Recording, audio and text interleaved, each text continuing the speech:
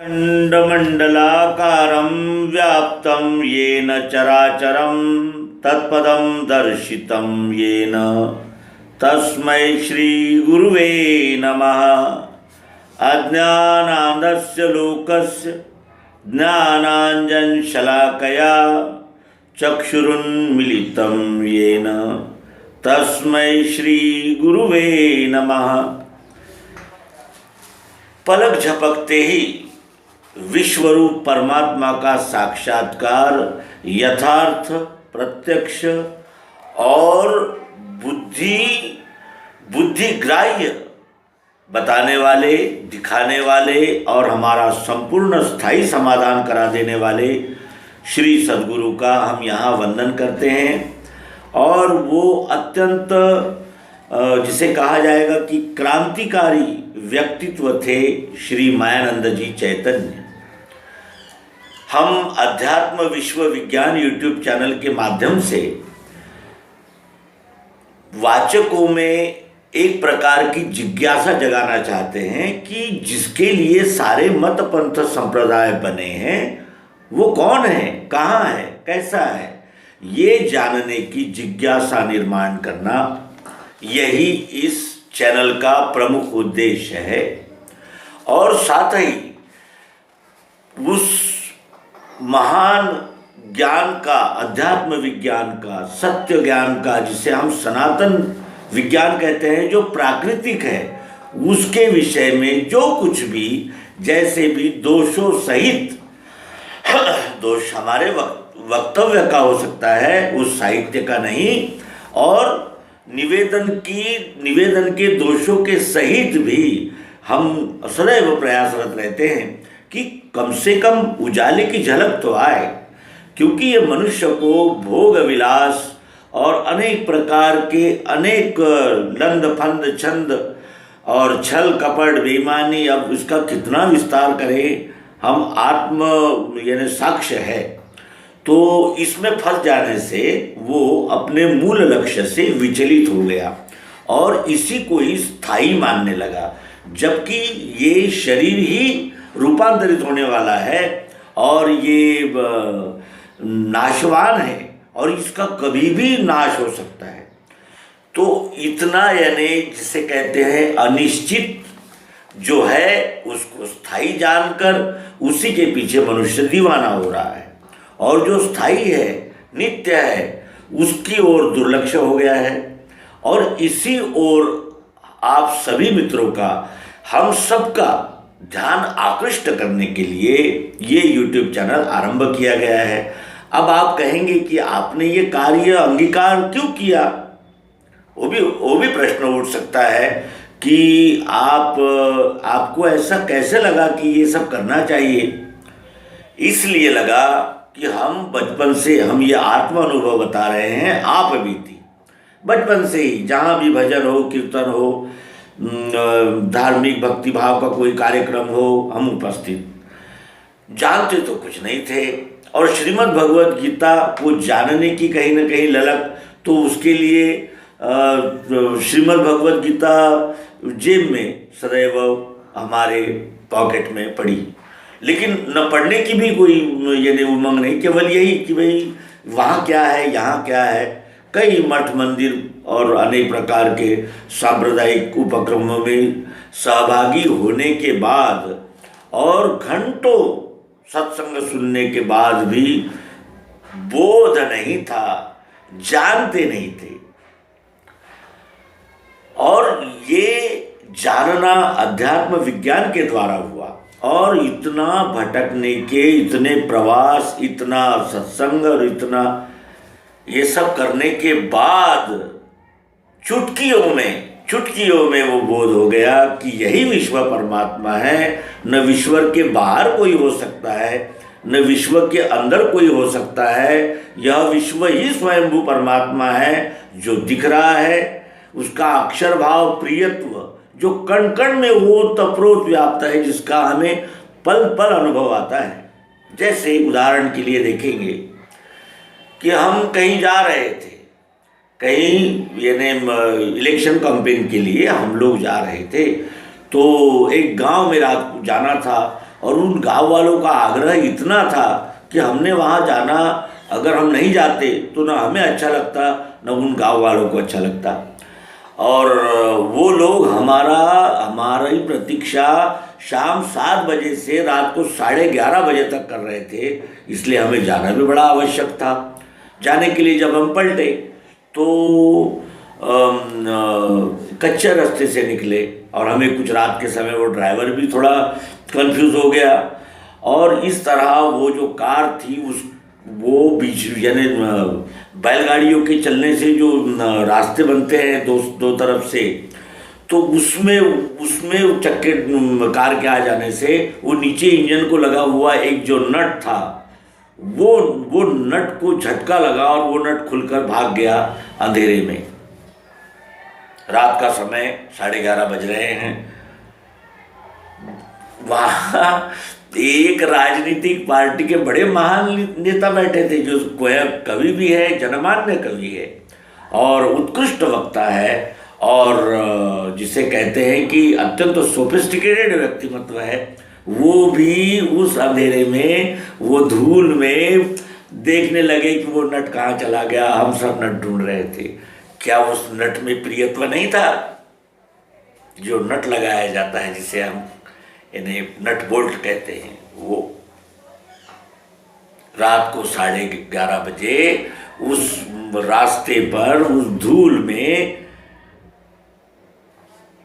ये है वो प्रियत्व जो कण कण में वो तप्रोत व्याप्त है, और वही अक्षरात्मा है जो इस क्षर का आधार है। और ये दोनों अलग अलग है ऐसा मानकर भी कुछ लड़ने वाले लोग उपस्थित है, जिन्हें संप्रदाय कहते हैं, पंथ कहते हैं। तो सद्गुरु ने वहाँ भी एक क्रांतिकारी ये किया, क्रांतिकारी दिशा दी कि आप स्वयं देखो कि क्या साकार से निराकार अलग हो सकता है। इस साकार डल्ले से, इस डल्ले में है वो तप्रोत चारों ओर अंदर बाहर, उस निराकार मिठास को अलग किया जा सकता है? कभी नहीं किया जा सकता। क्या ये मिठास के बगैर ये आकार रह सकता है? नहीं रह सकता। और वो मिठास क्या इस आकार के बगैर रह सकती है? नहीं रह सकती। ये त्रिपुटी का खुलासा कर देने से सद्गुरु ने वो भटकंती समाप्त हुई। अब हमें ऐसा लगता है कि हो सकता है ऐसा ही कोई स्वानंद खोज रहा हो, ढूंढ रहा हो कि अनेक मतों, पंथों, संप्रदायों, ग्रंथों में जो लिखा हुआ है वो और सत्य ये क्या है। और सभी मतों का समन्वय करने वाला ये सर्वांग योग शास्त्र रहने से हम इसके प्रचार में संलग्न हैं। आप सभी से अनुरोध है कि आप जहाँ जहाँ से हैं इस YouTube चैनल को यानी प्रसारित किया कीजिए, शेयर किया कीजिए, क्योंकि ये न गीता हमने लिखी है और न हम किसी कोई महान लक्ष्य को लेकर चल रहे हैं कि भाई अपने जीवन में इतना कुछ मान सम्मान मिले। ऐसा कुछ भी नहीं है। केवल एक ही कारण है कि किसी न किसी तरह युवाओं में, विशेषकर युवाओं में, क्योंकि अब वो आने वाली जनरेशन है, पीढ़ी है, उसमें अगर ये ज्ञान जाएगा तो वो अमृत नीचे की भी पीढ़ियों को मिलेगा। और फिर हमारे देश में ऐसी इतने मत पंथ संप्रदाय इकट्ठा हुए हैं कि लगता है कि संपूर्ण विश्व का अध्यात्म ही क्या भारत में संकलित हुआ है। और ये एक दृष्टि से अच्छा भी है, लेकिन एक दृष्टि से इसमें चिंतन को अनेक मार्ग मिल जाने से मनुष्य निकलता है ईश्वर को खोजने के लिए, और किसी विभूति, संत, ग्रंथ, पंथ, मत में उलझ जाता है। सत्य की खोज उसकी समाप्त हो जाती है और वो इसी भूल-भुलैया में उसको भूल जाता है जिसको जानने से स्थायी समाधान की प्राप्ति होती है।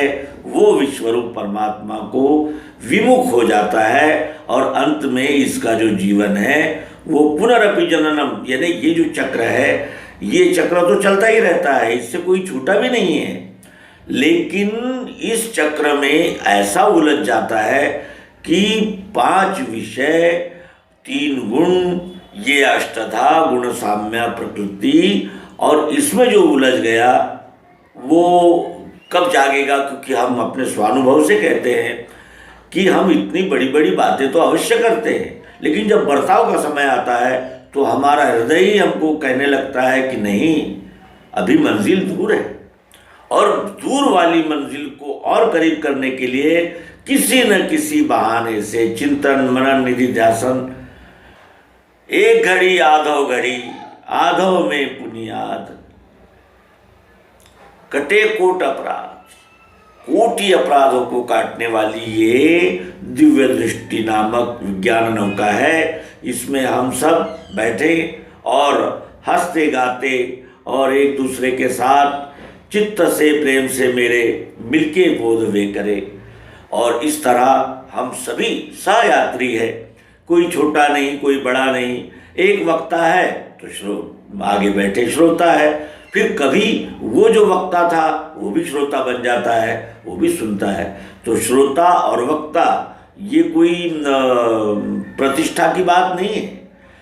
देने वाला कितना ही यानी अभ्यास पूर्ण देने का प्रयास करे, लेकिन लेने वाले की झोली जितनी है उतना ही समाएगा। और अगर उस वक्ता की बात को समझने का स्तर श्रोता में नहीं है तो वो श्रोता भी उस यानी सत्संग के लाभ से वंचित रह जाएगा। श्रोता ही वक्ता है और वक्ता ही श्रोता है, श्रोता ही वक्ता बनता है और वक्ता ही अपने जानकारी से आगे जानने के लिए फिर श्रोता भी बन जाता है। तो इस तरह आप सभी से निवेदन है कि आप ही इस विद्या को और इस विद्या के महत्व को, प्रासंगिकत्व को और आवश्यकता को अपने सीने पे हाथ रखकर ये पूछिए कि क्या इस युक्ति की आज मानव को आवश्यकता नहीं है। आज का जो ये विश्व का विदारक दृश्य दिख रहा है, इसके पीछे कौन कौन से कारण हो सकते हैं, इस पे भी हमने अवश्य ही मनन चिंतन करना चाहिए ना मित्रों। कौन से कारक है ये इतना हिंसाचार।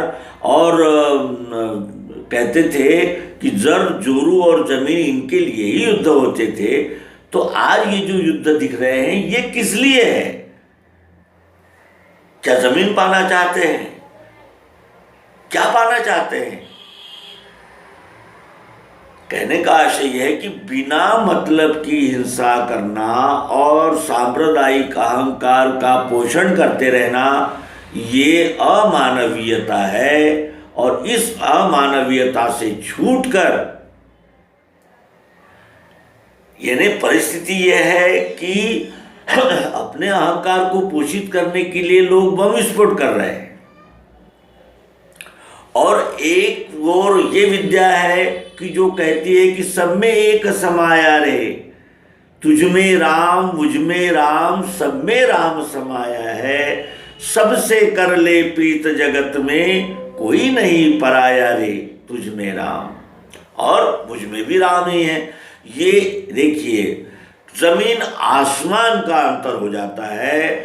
और इसलिए सद्गुरु युक्ति का महिमा, सद्गुरु युक्ति का महत्व इस तरह हमारे ध्यान में आता है कि भले ही हम खूब भोग लें, ऐश्वर्य में जिए और खूब प्रॉपर्टी जमा करें, लेकिन यदि मैं कौन हूँ इसका अगर पता नहीं है तो हमारी सारी आध्यात्मिक दौड़ भाग बेकार है और बेमतलब है। तो ये निवेदन है। और दूसरा इस अंक में, इस दिल खुलास के अंक में और एक बात कह देना आवश्यक है कि हम गीता अध्ययन और सर्वांग योग के अभ्यास में सहयोगी ऐसा अन्य लेखकों का साहित्य भी आप तक प्रस्तुत करते रहते हैं। हम जब आते हैं तो हमारे शरीर पे भी कपड़े नहीं होते, वस्त्र नहीं होते, हम नग्न नहीं होते हैं, माता पिता हमें वस्त्र पहनाते हैं। उसके बाद ही अर्जित किया हुआ ज्ञान होता है ये सारा।